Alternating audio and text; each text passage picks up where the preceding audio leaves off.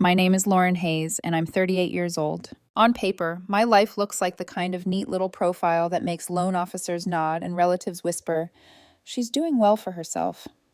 I have a steady career in logistics management, a clean credit score, and a two-story house on a quiet cul-de-sac where kids race their bikes until the streetlights flicker on. There are 2 cars in the driveway, a modest retirement account, and a husband everyone describes as such a catch. His name is Nathan, 36, real estate agent with an easy smile and a laugh that makes strangers feel like old friends. I met him 9 years ago when he was still just my boyfriend, a charming guy in a too-tight dress shirt who kept calling me the smartest person in the room after I fixed a broken shipping schedule in front of him. For a long time, I believed we were solid. 7 years together, 5 of them married. We'd survived job changes, sick parents, and one terrifying layoff scare. We talked about kids, about where we'd retire someday. To the outside world, we were stable. Then, one Tuesday morning, he walked into the kitchen and casually detonated our life between sips of coffee. "I'm getting lunch with my ex," he said, scrolling through his phone. "Tessa, to get closure, you've got to stop being so controlling about it." He said it like he was reminding me to pick up milk on the way home. I stood at the counter, knife halfway through an apple. "I'm sorry, what?"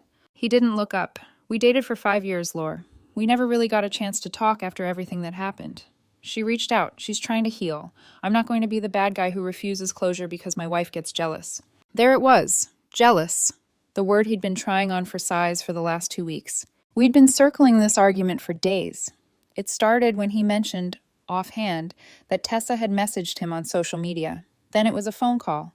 Then, suddenly, he needed to see her in person. "It's just lunch," he'd said over and over. "We're adults. We're married. Don't you trust me?" I used to say yes without thinking. Lately, the words stuck in my throat. Because a month ago, when he first mentioned Tessa reaching out, something in my stomach had gone cold. Maybe it was the way he tilted the phone away from me when he texted. Maybe it was the extra gym time that didn't show up anywhere on his body. Maybe it was the new shirts in his closet, tailored, slim fit, not his usual off-the-rack stuff, and the unfamiliar cologne that clung to his jacket. And then there was the folder in his gym bag. I'd found it a week before the closure announcement when I went looking for his missing headphones. A thin packet from a urology clinic, consultation notes, a follow-up schedule. Vasectomy. We had been trying for a baby for almost a year. Timed cycles, ovulation apps, those humiliating temperature charts. Night after night of him reassuring me that it would happen, that we just had to be patient. I'd cried more times than I could count, wondering what was wrong with me. Nothing, apparently. I remembered sitting on the bedroom floor with that packet in my hands, the room spinning. I had put it back exactly where I found it. I didn't say a word. That was the night I stopped being confused and started paying attention. Now, in the kitchen, he finally looked up from his phone. He was wearing the black dress shirt I'd bought him for our anniversary, the one that made his shoulders look broader, his waist narrower. He'd rolled the sleeves just so, like he always did when he wanted to look effortless and intentional at the same time. "You're seriously doing this," I said quietly. He frowned. "Doing what? Having lunch with someone I used to care about? It was 8 years ago, Lauren. I thought you were more mature than this." There was a time that sentence would have sent me into a spiral, scrambling to prove that I was reasonable. Instead, I set the knife down and wiped my hands on a dish towel. "You're right," I said. "I should stop being controlling." He blinked, thrown off by my tone. "Exactly. Thank you. So you're okay with it?" I forced myself to meet his eyes and hold them. "Get all the closure you need." For a second, something flickered across his face. Surprise, maybe. Suspicion. Then he smiled, slow and satisfied, like he'd just won a game I didn't know we were playing. "I knew you'd come around," he said, leaning over to kiss my cheek. It was barely a brush of lips, perfunctory and distant. "I'll be back by 3, maybe 4 if traffic's bad." The restaurant he mentioned was 20 minutes away. Traffic in our town was never that bad. But sure, I thought, closure takes time. I listened to his car pull out of the driveway, counted to 300 in my head. Then I went to my desk, pulled out our most recent phone bill, and opened my laptop. I'd noticed the number weeks ago, an unfamiliar one that kept popping up, unsaved in his contacts. This time I checked the count. 63 texts in a month, a few calls, always in the evenings, always when he was at the gym or showing houses. I copied the number into a search bar. One of the reverse lookup results came back with a business listing. Tessa Monroe Design Studio. Friendly closure planning, apparently, took a lot of coordination. My hands were steady as I grabbed my own phone. "Hi, is Attorney Reeves available?" I asked when the receptionist picked up. "Yes, it's urgent. I'd like to schedule an emergency consultation today. It's about a divorce." The word tasted strange in my mouth. Not bitter exactly, more like something sharp and clean. When I hung up, I made a second call. "Hi, I need a locksmith," I said. "As soon as possible. Yes, all the exterior locks, front, back, garage, side door. Cash is fine." The house felt different after that. Same beige walls, same framed photos on the hallway shelf, same faint lemon smell from the cleaner I'd used the night before, but the air felt thinner, quieter. This wasn't just where I lived with my husband. This was my asset, my shelter, my line in the sand. 3 hours later, I sat in a leather chair in front of a dark wooden desk, listening to Attorney Reeves ask, "Tell me everything."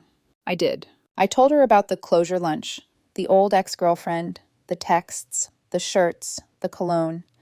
I told her about the vasectomy consult hidden in his gym bag while he told me to be patient, to trust the universe, to stop stressing about it. Her expression hardened at that. "I'm sorry," she said quietly. "That's a different kind of betrayal."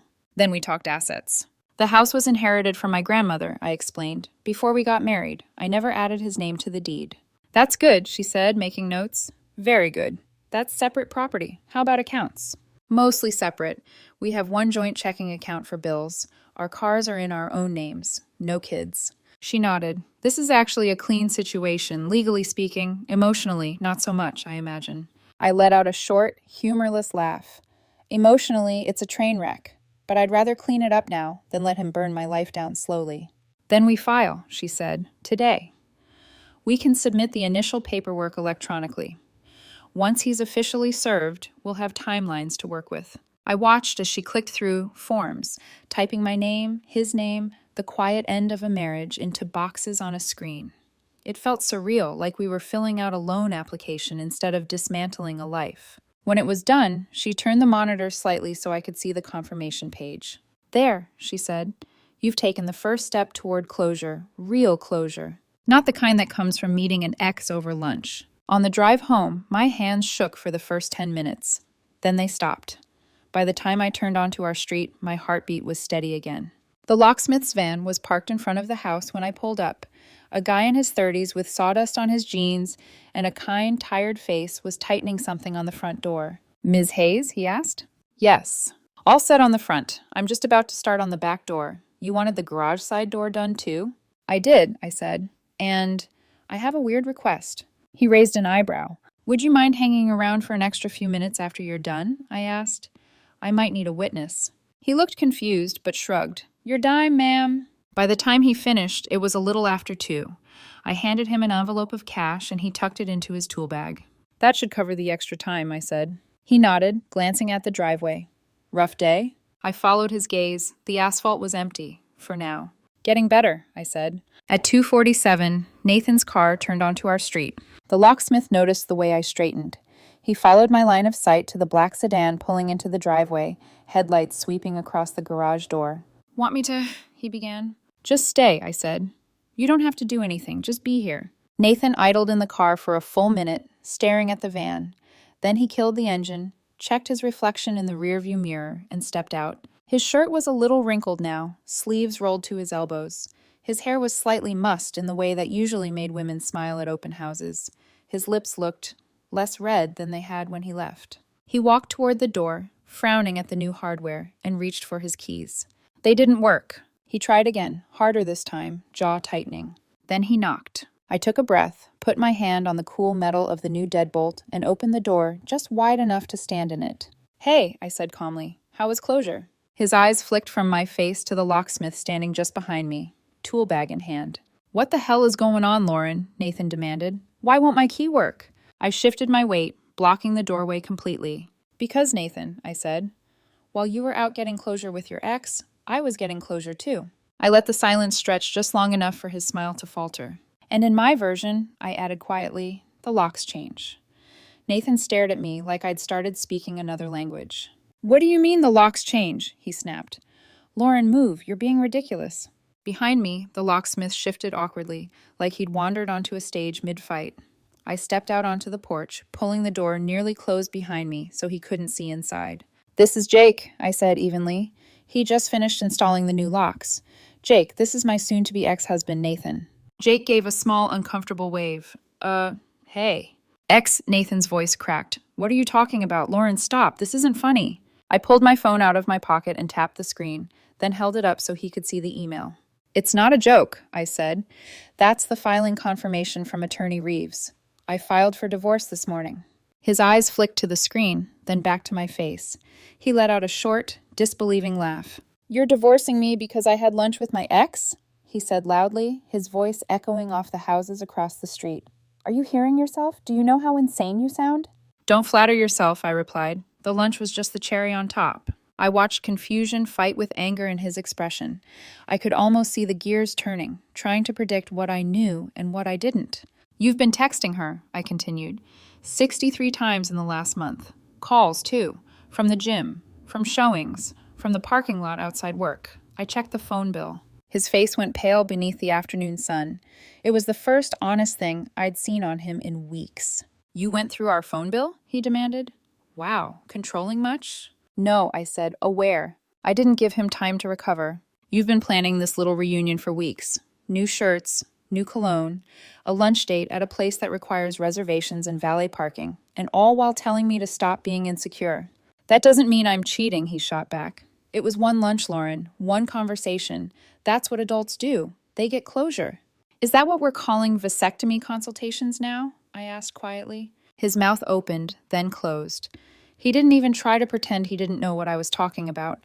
His eyes darted, just once, down and away. "I found the paperwork in your gym bag," I said, while we were timing ovulation and scheduling intimacy like a second job, while I was sobbing in the bathroom because every test kept coming up negative.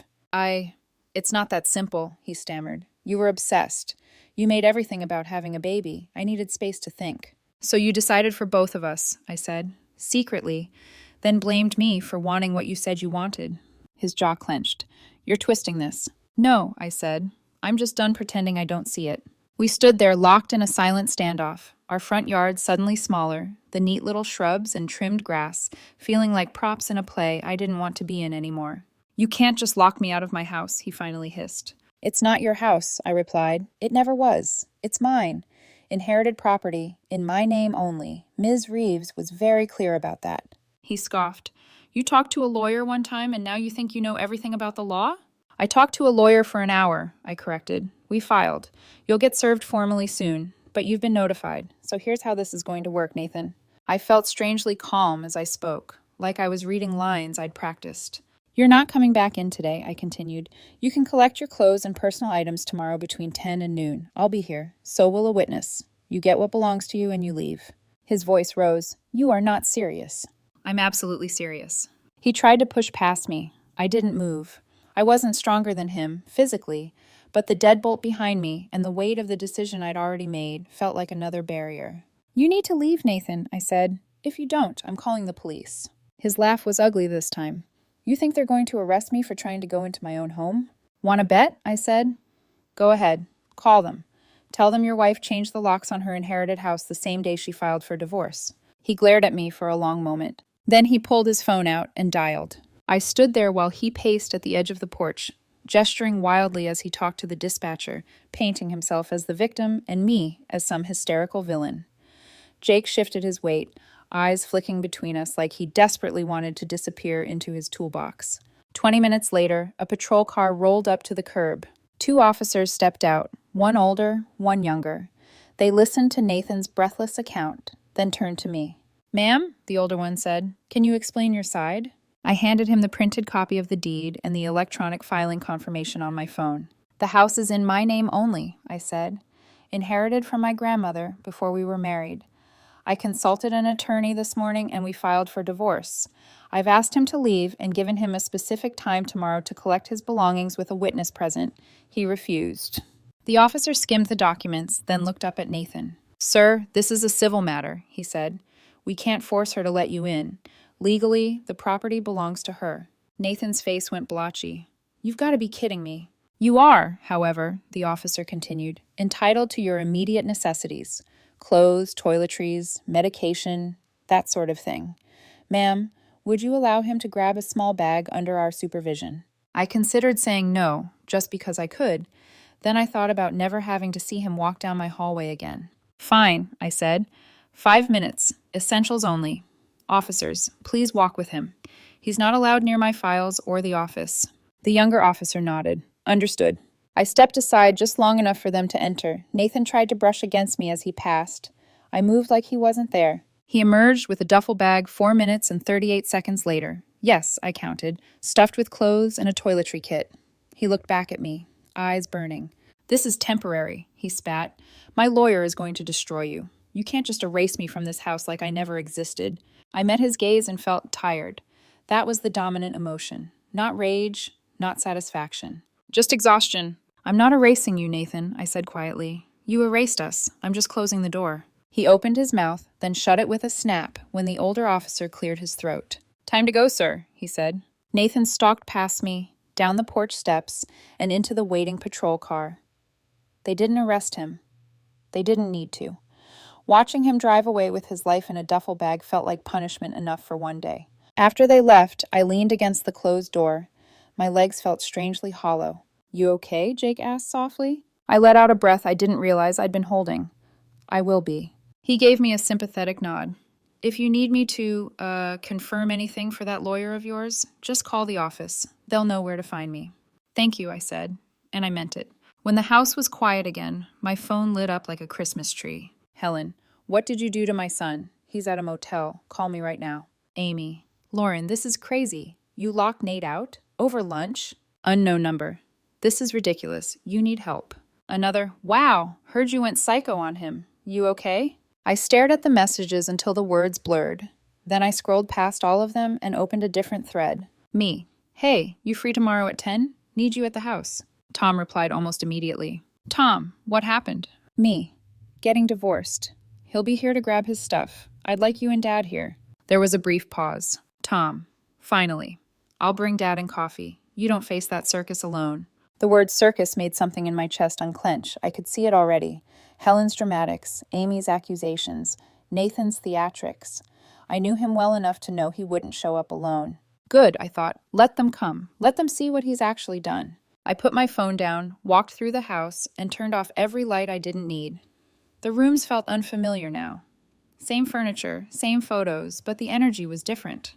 Lighter, somehow, under the heaviness. Tomorrow, I told myself, would be loud and messy and exhausting. But it would also be the first day of my life with him on the outside of the door instead of the inside. At 9:45 the next morning, I watched through the front window as a white minivan pulled into the driveway, followed by my brother's truck behind it.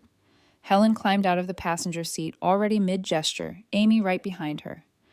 Nathan stepped out of the driver's seat in a pressed shirt, flanked by a young man in a cheap suit carrying a briefcase.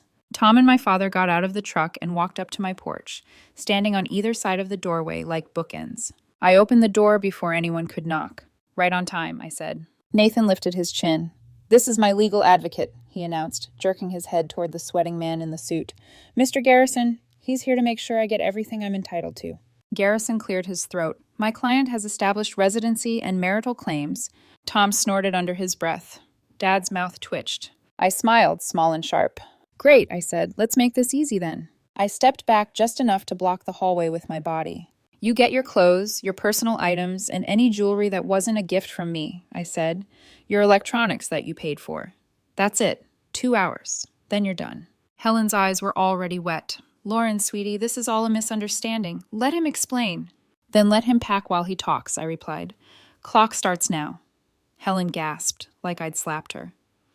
Lauren, you can't possibly mean this, she said, clutching her pearls like we were on a bad soap opera. He just needs time to... Tom cut her off with a dry, 2 hours, ma'am. That's what she said. Nathan's lawyer, if that's what he really was, shuffled forward, fumbling with his briefcase. My client has rights, he stammered. He's entitled to shared marital property, including household furnishings acquired during... Dad raised an eyebrow. Son, how old are you? 25, the young man squeaked. So you've been practicing law for what, 5 minutes? The kid's face turned beet red. I'm a legal advocate, actually. Thought so, Dad said, stepping aside. Let's let Lauren handle this. She's the one who owns the place. Nathan turned on me, the mask slipping. You can't talk to him like that.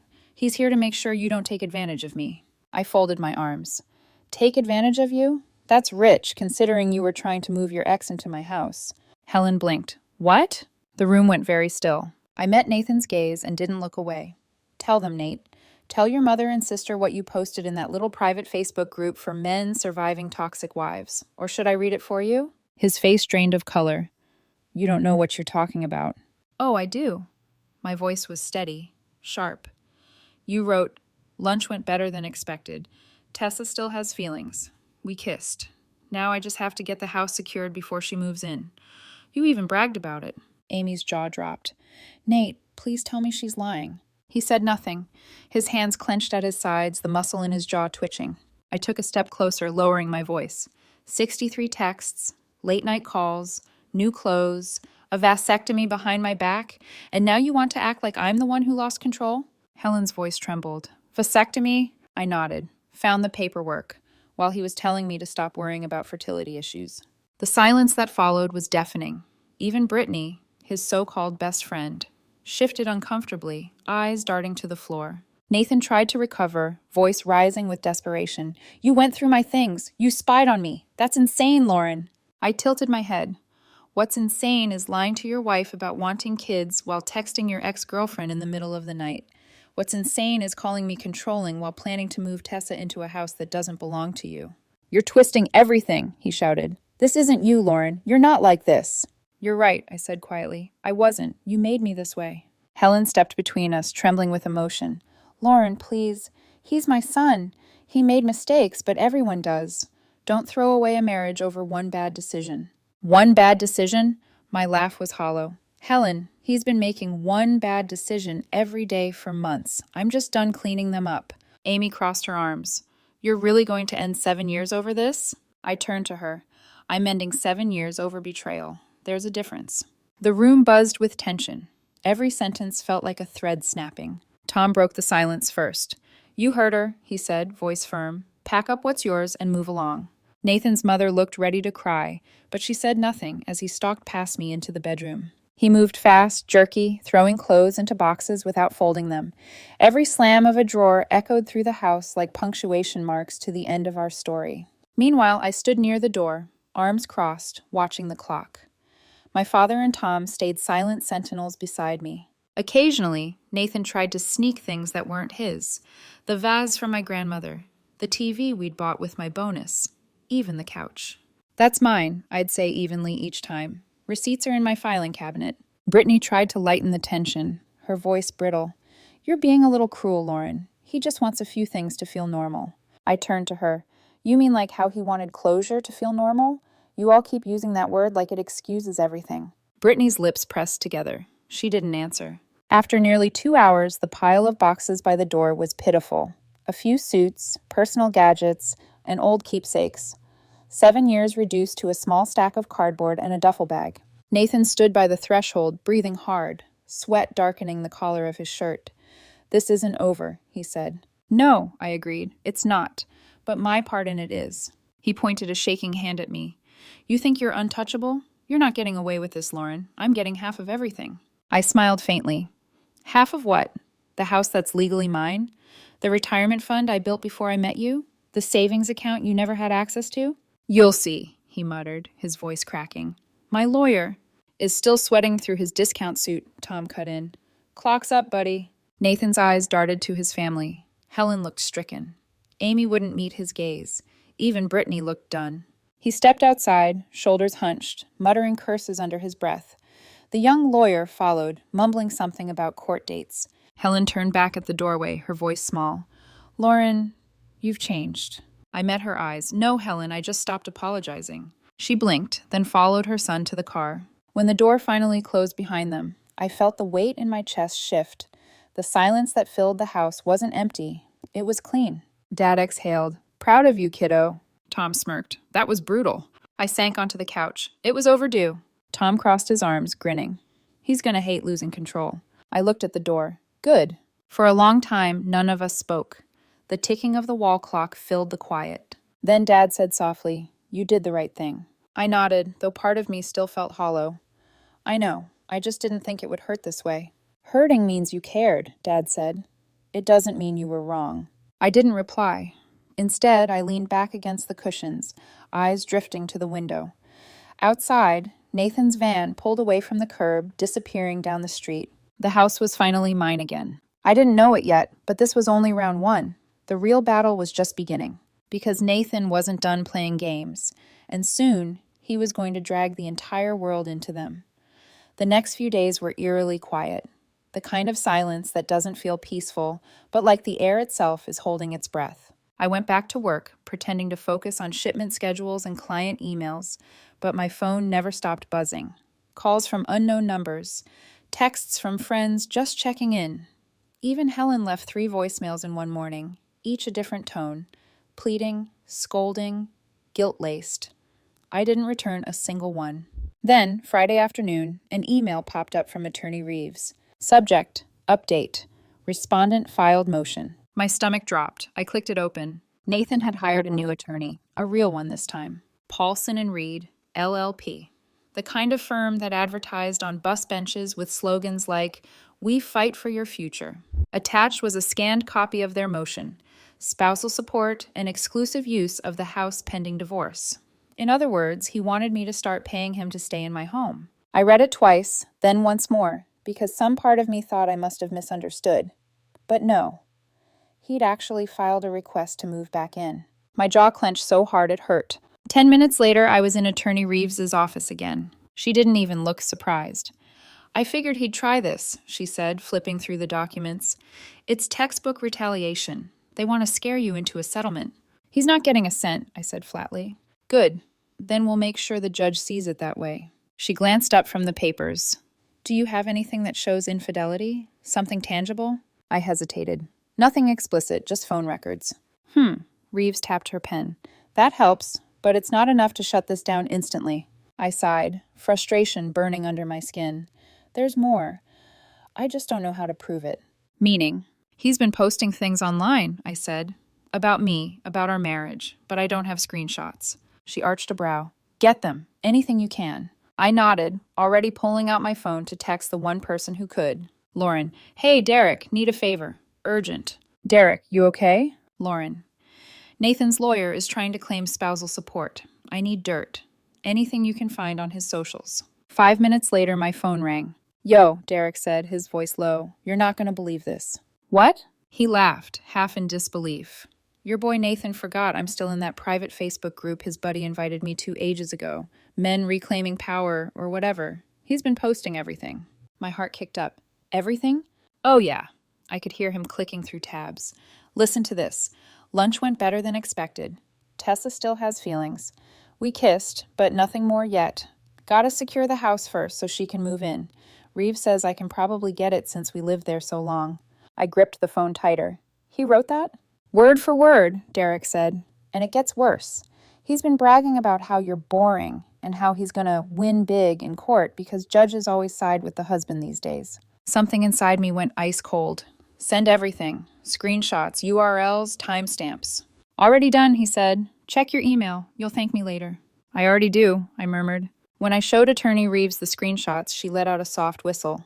"Oh, this is golden, Lauren. He just handed us his confession. Infidelity, intent to defraud, and motive for the house claim. I'm printing every one of these." The hearing was set for Monday morning. That weekend, I barely slept. Part of me still half believed he'd back down, that this had all spiraled too far and he'd realize how insane it looked to a judge. But deep down, I knew Nathan too well. He'd never been able to stand losing control. Monday came bright and sharp, the courthouse hallway smelling faintly of disinfectant and cheap coffee. I wore a navy suit and minimal makeup.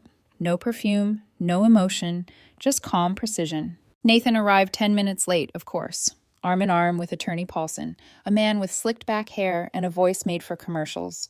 Tessa wasn't with him, but her ghost clung to his posture, the cologne she used to love, the new shirt she'd picked. I knew because I'd seen it once, years ago, in a photo he kept hidden in an old album. He tried to catch my eye across the room. I didn't look up. When the bailiff called the case, we stepped inside. Judge Mara Langford, late 60s, gray bun, glasses perched halfway down her nose, the kind of woman who could silence a room just by raising an eyebrow. Paulson started strong. Your Honor, my client has been the victim of an impulsive act by his wife. She changed the locks, filed for divorce without discussion, and left him temporarily homeless. We're asking for temporary spousal support and access to the marital home. Reeves interrupted, calm but sharp. Your Honor, I have exhibits that may clarify Mr. Hayes' definition of impulsive. The judge gestured. Proceed. Reeves handed over a folder. Social media posts written by Mr. Hayes in a private forum, admitted by the site administrator. Screenshots include timestamps and identifying information. Paulson frowned. Your Honor, those were private communications. Langford cut him off. Were they written by your client? Paulson hesitated. Well, yes, but... Then they're admissible. The judge began reading. The silence in that courtroom was heavy enough to break bone. With each line, her expression hardened. Tessa still has feelings. We kissed. Need to secure the house before she moves in. Reeves says I can get it since I lived there so long. When she finally looked up, her voice was calm, but her eyes could have sliced glass. Mr. Hayes, she said, do you deny writing these? Nathan shifted in his seat. Those were taken out of context. It was just venting. Venting about kissing another woman? She asked, arching a brow. It was a mistake, he muttered. It didn't mean anything. And planning to move her into your wife's inherited home? Was that also venting? He didn't answer. The judge closed the folder with a snap that echoed. You're requesting spousal support, she said, while admitting to infidelity and expressing intent to defraud the petitioner of her property. Mr. Paulson, your motion is denied. Paulson's mouth opened. But... Langford raised one hand. Denied. Mr. Hayes, you have 30 days from the original filing to vacate the property permanently. No spousal support will be granted. Next case. The gavel came down like a gunshot. Nathan sat there, stunned, while I gathered my papers. For a moment he looked small, not furious, not confident, just hollow. Then he stood, jaw tight, and followed me into the hallway. Lauren, he said, grabbing my arm. Wait. I turned slowly. You're violating the restraining boundary already, Nathan. There's no restraining order, he started, then exhaled hard. Please, I'm not here to fight. I messed up. That's putting it mildly. He ran a hand through his hair, desperate now. I thought I could fix things. Tessa doesn't mean anything. It was a stupid impulse. We were fighting, you were distant, and you decided to kiss your ex and move her into my house, I said. Got it. He flinched. Can't you see how crazy this got? You didn't even talk to me first. I didn't need to, I said quietly. You already said everything worth hearing. Lauren, I love you. No, Nathan, I interrupted. You love control. You love being the hero in every room you walk into. You don't love me? Not really. If you did, you wouldn't have treated my trust like a tool. For a heartbeat, I thought he might cry. But then the mask came back. The tight jaw, the empty eyes, the practiced smirk. You'll regret this, he said. Maybe, I said, but at least it'll be mine to regret. I turned and walked away before he could say another word. Outside the courthouse, sunlight hit my face like a dare. For the first time in months, I felt something that almost resembled relief. But I also knew Nathan, and men like him, never walked away quietly. This wasn't the end. It was just the calm before his next storm. 3 days after the hearing, I learned what the next storm looked like. It started with Helen's calls. Not the pleading kind this time, but the furious kind. I ignored the first 5, but by the 6th, her voice filled my voicemail, sharp and trembling. Lauren, how dare you humiliate my son in court? He told me everything, that you twisted his words, that you're trying to ruin his life. I raised him better than this, but you've turned him into a stranger. You'll regret this. I played it once, deleted it, and blocked her number. But that didn't stop the others. Anonymous texts. Fake social media accounts calling me bitter, vindictive, unstable. Someone even sent a photo of Nathan and Tessa at a bar with the caption, "Guest closure came with dessert." I tried not to react. Attorney Reeves told me not to engage. You've already won where it counts, she said. But still, the noise crept in, especially late at night. I'd lie in bed staring at the ceiling and wonder if the quiet was real or just the pause before he tried something worse. That something worse arrived the following Thursday. I came home from work to find the front door locked, just as I'd left it, but when I stepped inside, things felt off. The smell hit me first. Not bad, just different, like stale air mixed with Nathan's cologne. My chest tightened. I set my purse down slowly and scanned the living room. Drawers half open, The photo albums on the coffee table spread out like someone had been flipping through them. The desk in my office was worse. Papers scattered, folders pulled from drawers, one of my filing boxes left open. It didn't take long to see what he'd been looking for, my financial records. He hadn't taken anything, but he'd been here. My hands shook as I opened the laptop, logging into the security camera app I'd installed after the Locksmith visit. The feed loaded, grainy black and white footage from the side garage door, and there he was. Nathan, entering with an old key, rifling through my desk, pulling out his phone and taking photos. My heart dropped into my stomach. For a second, I just sat there, frozen. Then training from years of crisis logistics kicked in. Breathe, document, act. I called the police. When the officers arrived, I showed them the footage. One of them, a woman about my age, shook her head. "He's bold," she said. "You want to press charges?" "Yes," I said. My voice didn't even tremble. "Absolutely." They took copies of the footage, dusted a few surfaces, and told me they'd go pick him up. And they did. Nathan was arrested that evening at Tessa's apartment. He spent the night in county jail before Helen bailed him out. Attorney Reeves called me the next morning, practically giddy. "You just handed me a silver bullet," she said. "Breaking and entering while a divorce is pending? He's done." By Friday afternoon, there was an emergency hearing. Nathan's lawyer, now looking more frazzled than slick, filed a motion to dismiss the charges, claiming Nathan had just been retrieving personal property. Judge Langford wasn't amused. "Mr. Hayes," she said, "were you explicitly instructed not to enter the petitioner's residence?" Nathan nodded, jaw tight. "Yes, Your Honor." "And you did so anyway?" "I just needed my grandmother's ring," he said quickly. "It was sentimental." Reeves stood, expression cool. "Your Honor, the grandmother in question is alive and well, and still wearing her ring. I have footage of the respondent taking photos of financial documents, not jewelry." The judge watched the footage on a court laptop, Nathan scrolling through my paperwork, snapping pictures. Her face darkened. "This is criminal behavior," she said. "Breaking and entering, attempted theft of financial information. Mr. Hayes, the charges will stand." Paulson tried to salvage it. "Your Honor, my client was emotionally distraught." "So was his wife," Langford snapped. "The difference is she didn't commit a crime. I'm issuing a restraining order. Mr. Hayes, you are to remain at least 500 feet from the petitioner and her property at all times." Nathan's composure cracked. "This is bull." "Watch your language, sir." He slammed his palm on the table. "She stole my life. I gave her everything, and she—" Langford's gavel came down hard. "You gave her nothing but grief, Mr. Hayes. You betrayed her trust, violated her home, and now you're shocked that actions have consequences? That ends today." The room went silent except for his breathing. Shallow, ragged. When court adjourned, Reeves leaned toward me. "That restraining order is permanent, by the way," she said. "You're protected." But I didn't feel safe yet. Not completely. Outside the courthouse, I saw him standing by the steps, Helen gripping his arm. He looked wrecked, pale, hollow-eyed, jaw trembling like he was barely holding himself together. Helen turned when she saw me, her voice sharp. "You've destroyed him, Lauren." I met her gaze evenly. "No, Helen.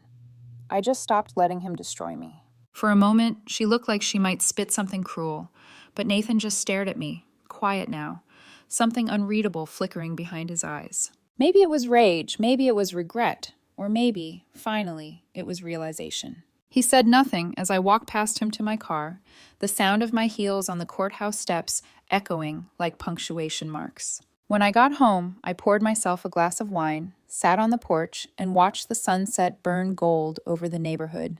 For the first time, I didn't feel like I was surviving. I felt like I was reclaiming. But the strangest part wasn't the peace. It was the thought that slid quietly into my mind and wouldn't leave. This all started with one sentence. I'm getting lunch with my ex to get closure. He wanted closure, and he got it. Just not the kind he expected. It's been 3 months since the day Nathan walked out of my house for the last time, escorted this time by a court order and 2 officers who looked almost sorry for him. The divorce is final now. Official, signed, done. When the final papers arrived, I didn't cry. I didn't even smile. I just sat there at my kitchen table, staring at the embossed seal on the last page, and exhaled a breath I didn't realize I'd been holding since that closure lunch. Attorney Reeves called it a textbook win. Nathan got nothing. The house remained mine. My retirement account untouched. My savings intact. He even owed me $200 for draining our joint checking before I froze it. The judge reduced his criminal charge to misdemeanor trespassing, but he still got 6 months probation, a $500 fine, and a permanent restraining order. I didn't push for jail time, not because I pitied him.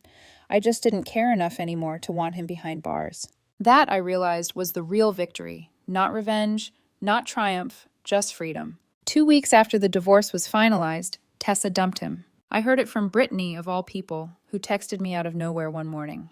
You probably don't care, but Tessa left him. Said she didn't sign up to play nursemaid to a broke guy with a record. He's living back with his mom now. I didn't reply, but I'll admit, I read the message twice. Helen, apparently, wasn't thrilled to have her son back in the guest room either. Word around town, courtesy of our mutual friends, was that Nathan had lost most of his real estate clients. Turns out violating a restraining order and breaking into your ex-wife's house doesn't inspire much buyer confidence. Then, one evening, there was a knock at my door. Not from Nathan, he couldn't, legally. It was the mail carrier holding a manila envelope. No return address. Inside was a handwritten letter. The moment I saw his handwriting, I knew. Lauren, I don't expect you to forgive me, but please, at least read this. I lost myself. Tessa wasn't what I thought she was. She used me, made me think I could have something new. I realize now you were the only real thing I ever had. I'm so sorry for what I did. I'd do anything to fix it. I just want a chance to talk. You're the love of my life. I didn't read past that. I folded the letter neatly, slid it back into the envelope, and wrote 3 words across the front in black ink. No contact means no contact. The next morning, I mailed it to Helen's address. Return to sender. 2 hours later, she called my dad, furious. Dad told her, "Your son made his bed with another woman. Now he gets to lie in it alone." That was the last I heard from any of them. A month later, the house finally started to feel like mine again. I painted over the gray walls Nathan always insisted looked modern and replaced them with soft white. Donated the couch we'd picked out together. Changed the curtains, the dishes, even the light bulbs. Every trace of him gone. And in one small rebellion that felt more symbolic than it should have, I went to a shelter and adopted a dog. A golden retriever named Milo. Nathan used to say dogs were too messy. Milo, in all his slobbering joy, fit right in. He follows me from room to room, always waiting at the front door when I get home, tail wagging like the world is brand new. Sometimes, when the house gets quiet at night, I'll sit with Milo on the porch, wine glass in hand, and let myself think. Not about him, but about me. The version of myself who stayed silent while someone lied to her face. The woman who begged for scraps of affection from a man already halfway out the door. The person who thought love meant patience, even when it was killing her. She's gone, and I don't miss her. 2 weeks ago, I went on my first date since the divorce. Just coffee with someone kind, quiet, and normal. The sort of man who listens more than he talks. He knew about everything. I didn't hide it. When I told him the whole story, he didn't pity me. He just smiled and said, "You handled it like a boss." And for the first time in years, I didn't argue. Last weekend, we had a family barbecue at my dad's house. Tom flipped burgers while my nieces ran around the yard, shrieking with laughter. At one point, he turned to me and said, "You gave Nathan 7 years to choose you. He chose her. You finally chose yourself. Best decision you ever made." I looked at the fire crackling in the grill, the soft light of the setting sun, and realized he was right. For so long, I'd thought closure meant forgiveness. That if I just understood why he did what he did, maybe it would stop hurting. But closure isn't something someone gives you. It's the moment you stop needing them to. Nathan's closure lunch had been the beginning of the end. Mine came the day I changed the locks, not on the doors, but on my heart. And now, finally, the house is quiet again. Not the uneasy kind of silence that hides tension, but the kind that means peace. The kind that means the story's over, and I survived it.